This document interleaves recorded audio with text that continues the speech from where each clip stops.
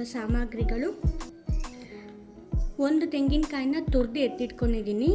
ನಾನಿಲ್ಲಿ ಒಂದು 5-6 ಜನಕ್ಕೆ ಮಾಡ್ತಿದ್ದೀನಿ. ನೀವು ಇಬ್ರಿಗೆ ಹಂಗೆ ಮಾಡ್ತೀರಾ ಅಂದರೆ ಅರ್ಧ ಹೋಳು ತೆಂಗಿನಕಾಯಿ ಸಾಕು.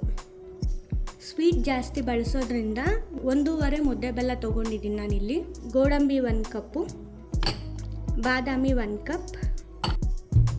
ನಾನಿಲ್ಲಿ ಡಿಪ್ಪೋ ಅಕ್ಕಿ ಬಳಸ್ತಿದ್ದೀನಿ. ಡಿಪ್ಪೋ ಅಕ್ಕಿನ 4 ಅವರ್ ನೆನೆಸಿ ಇಟ್ಕೊಂಡಿದ್ದೆ.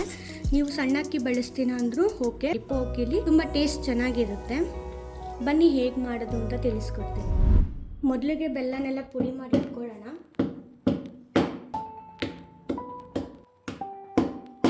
ಈ ರೀತಿ ಪುಡಿಯಾಗಿ ಮಾಡ್ಕೊಂಡಿದ್ದೀನಿ.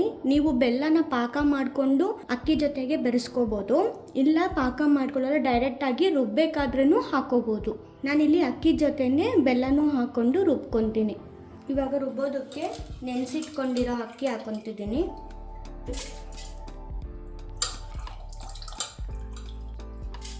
ಎರಡು ಕೈಯಷ್ಟು ಅಕ್ಕಿ ಹಾಕಿ 1 ಕೈಯಷ್ಟು ತೆಂಗಿನಕಾಯಿ ತುರಿ ಹಾಕ್ಕೊಳ್ಳೋಣ. ಹಾಗೆ 1 ಕೈಯಷ್ಟು ಬೆಲ್ಲನೂ ಸಮ ಪ್ರಮಾಣವಾಗಿ ನುಣ್ಣಗೆ ದೋಸೆ ಹಿಟ್ಟು ಹೇಗೆ ರುಬ್ಕೊತೀರೋ ಆ ರೀತಿ ರುಬ್ಕೋಬೇಕು.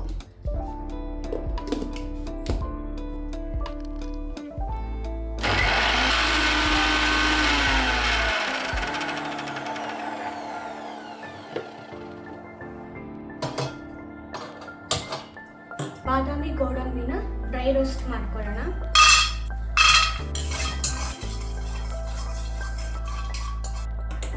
ಇದನ್ನ ತರಿಯಾಗಿ ರುಬ್ಕೋಬೇಕು.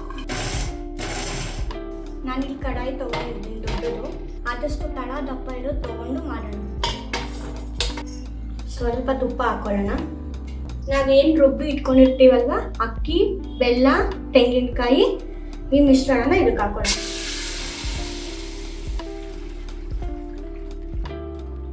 ನಾನು ಬೆಲ್ಲನ ಸ್ವಲ್ಪ ರುಬ್ಬೋದಕ್ಕೆ ಹಾಕಿದ್ದೆ. ಹಾಗೆ ಇನ್ನು ಸ್ವಲ್ಪ ಬೆಲ್ಲನ ಇದಕ್ಕೆ ಹಾಕಿ ಬೆಲ್ಲನ ಇದ್ರ ಜೊತೆಗೆ ಕರಗಿಸ್ಕೊಂತೀನಿ.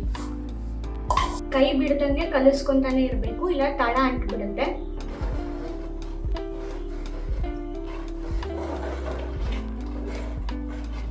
ಪೇಷನ್ಸ್ ಇಂದ ನಿಧಾನಾಗಿ ಕಲಿಸ್ಕೊಂತಾ ಇರಬೇಕು. ಒಲೆ ಮುಂದೆನೇ ಇರಬೇಕು.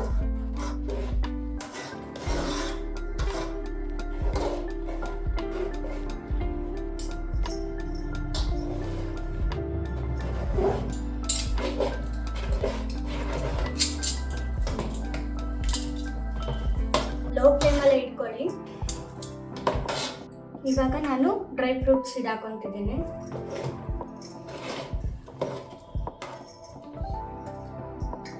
ಸ್ವಲ್ಪ ತುಪ್ಪ ಹಾಕೊಳ್ಳೋಣ.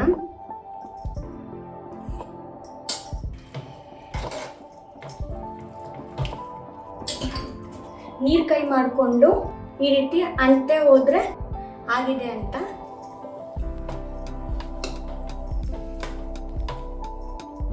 ಇವಾಗ ಇದಾಗಿದೆ. ಇದನ್ನು ಇಳಿಸ್ಕೊಳ್ಳೋಣ. Stove off ಮಾಡ್ಕೊತಿದ್ದೀನಿ. ಒಂದು ತಟ್ಟೆಗೆ ತುಪ್ಪ ಸುರ್ಕೊಳ್ಳೋಣ. ನಾನಿಲ್ಲೊಂದು ದೊಡ್ಡ ತಟ್ಟೆ ತೊಗೊಂಡಿದ್ದೀನಿ.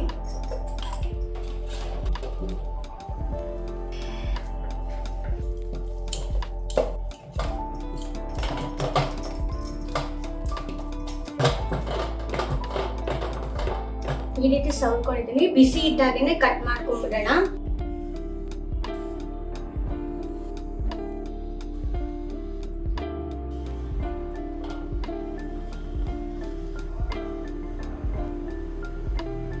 ಬಿಸಿಯಾದ ಹಾಲುಗಾಯಿ ರೆಡಿ ಆಗಿದೆ. ನಿಮ್ಮೆಲ್ಲರಿಗೂ ಈ ವಿಡಿಯೋ ಇಷ್ಟ ಆಗಿದೆ ಅಂತ ಭಾವಿಸ್ತೀನಿ. ಈ ವಿಡಿಯೋನ ಲೈಕ್ ಮಾಡಿ, ರೆಸಿಪಿ ಹೇಗಿದೆ ಅಂತ ಕಮೆಂಟ್ ಮಾಡಿ, ಹಾಗೆ ನಮ್ಮ ಚಾನಲ್ನ ಸಬ್ಸ್ಕ್ರೈಬ್ ಮಾಡೋದನ್ನು ಮರಿಬೇಡಿ. ಧನ್ಯವಾದಗಳು.